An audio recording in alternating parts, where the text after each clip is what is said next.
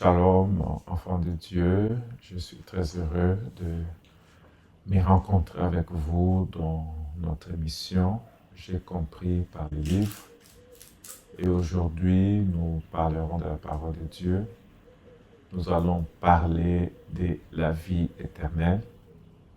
C'est quoi la vie éternelle? La valeur de la vie éternelle.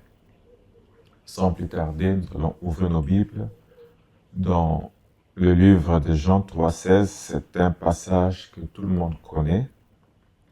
Pour moi, c'est le passage le plus important de la Bible parce que ce passage nous montre les rachats, nous montre la rédemption.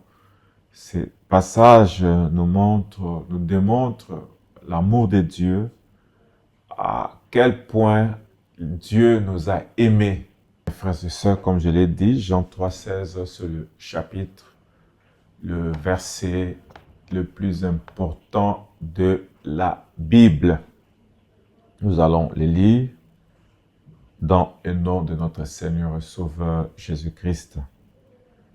Je commencerai au verset 14. La Bible dit, et comme Moïse éleva les serpents dans le désert, il faut de même que le Fils de l'homme soit élevé, afin que quiconque croit en lui ait la vie éternelle. Car Dieu a tant aimé le monde qu'il a donné son Fils unique. Il a donné son Fils unique, afin que quiconque croit en lui ne périsse point, mais qu'il ait la vie éternelle.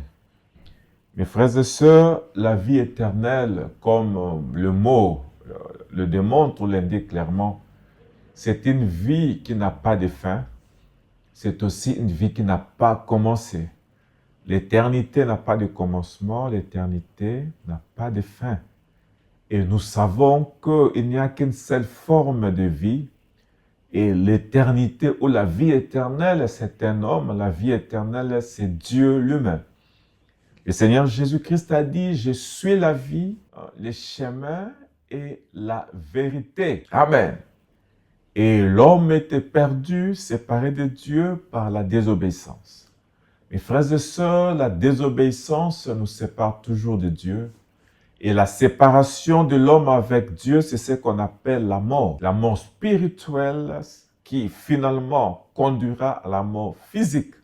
Amen. Que Dieu nous aide à ne pas nous séparer de lui. Que Dieu nous aide à rester toujours en communion avec lui. Lorsque Adam et Ève ont péché, cela a produit la mort, le malheur, les mauvaises choses, la détresse. Toutes les calamités se sont abattues sur l'homme et sur la nature à cause de la chute de l'homme. Et l'homme qui communion avec Dieu tous les jours, lorsque Adam et Ève avaient péché, le premier réflexe d'Adam, c'était de fuir loin de la face de l'Éternel. Mes frères et sœurs, l'homme a toujours eu tendance de fuir Dieu, mais notre Dieu, par sa grâce, cherche toujours l'homme. Amen.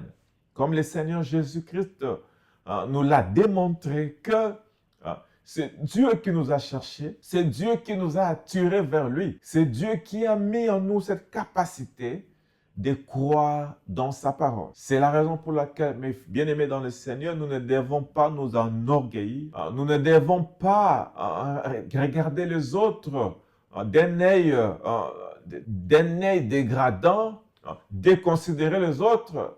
Nous croyons saints plus que les autres. Nous croyons plus fort plus que les autres. Car tout ce que nous avons reçu, nous l'avons reçu par la grâce de Dieu. Nous l'avons reçu par la miséricorde de Dieu. Alléluia.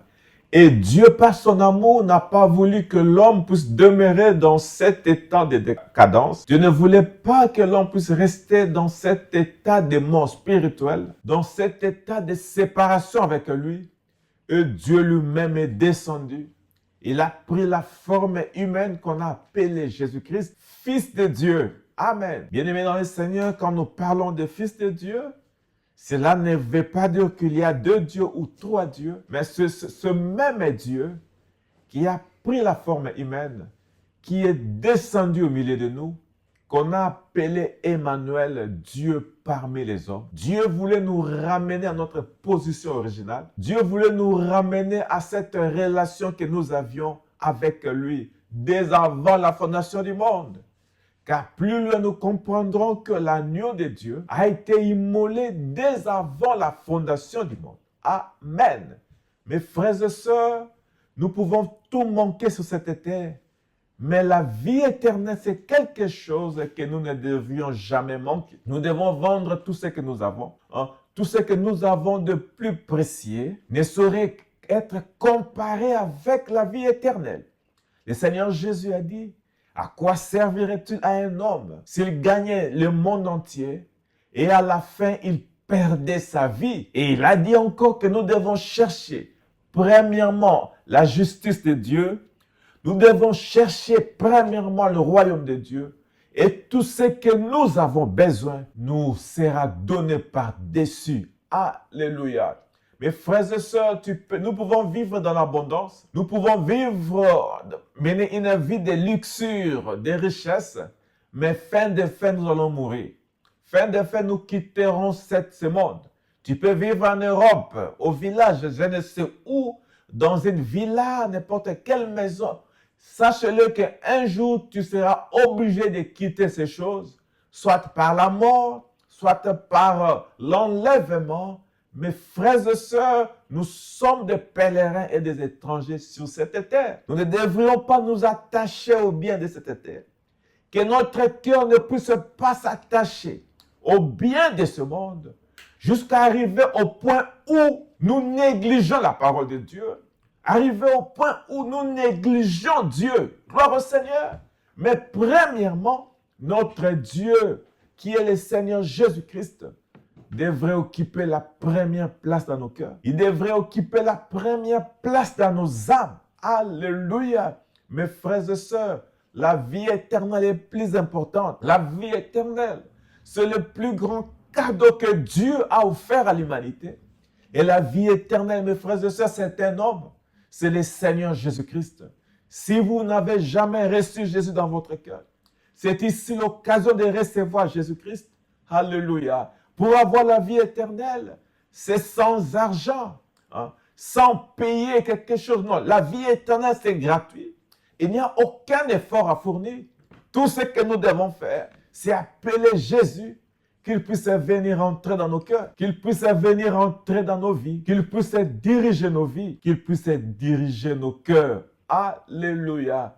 Mais bien aimés, nous voyons aujourd'hui comment les gens, quand ils deviennent âgés, ils refusent de mourir. Il y a même des gens qui sont prêts à donner tous leurs biens, toutes leurs richesses pour qu'ils puissent prolonger leur vie, ne fût-ce que d'une seule semaine. Nous voyons des gens qui ont des reins endommagés, des organes endommagés. Ils vont dépenser l'argent pour chercher les reins, pour chercher les reins de d'autres personnes, pour qu'eux puissent rester en vie. Les gens s'accrochent à la terre. Les gens s'accrochent aux choses de ce monde, au point d'envoyer même des gens pour aller assassiner les autres personnes, pour qu'on puisse leur donner un nouveau rein, pour qu'on puisse leur donner un nouveau cœur, parce qu'ils ont acquis beaucoup de richesses sur cette terre. Maintenant, ils ont peur de mourir, parce qu'ils ne sont pas sûrs de leur lendemain. Ils ne sont pas sûrs de là où ils vont passer leur éternité. Gloire à Dieu, mes frères et sœurs. En Jésus-Christ, nous avons des trésors dans les cieux. En Jésus-Christ, il n'y a pas la mort. En Jésus-Christ, nous sommes héritiers, alléluia, des candidats à la félicité éternelle. Là où nous serons jour et nuit avec Dieu, là où nous allons contempler sa face, contempler sa magnificence, l'adorer tous les jours. C'est ici, mes bien-aimés dans le Seigneur, que je vais arrêter en faisant cette prière. Si vous n'avez jamais reçu Jésus-Christ, c'est ici l'occasion de recevoir Jésus. Il est la vie éternelle. Prions le Seigneur. Éternel notre Père et notre Dieu, nous te remercions pour ta parole. Ta parole est la vérité, ta parole est la vie. Aide-nous à te recevoir dans nos vies, dans nos cœurs. Nous te donnons nos vies, Seigneur, viens régner. Enlève la mort, donne-nous la vie éternelle, Seigneur. Bénis tes enfants. Dans le nom de notre Seigneur et Sauveur Jésus-Christ, j'ai ainsi prié. Merci, Seigneur Jésus-Christ. Amen.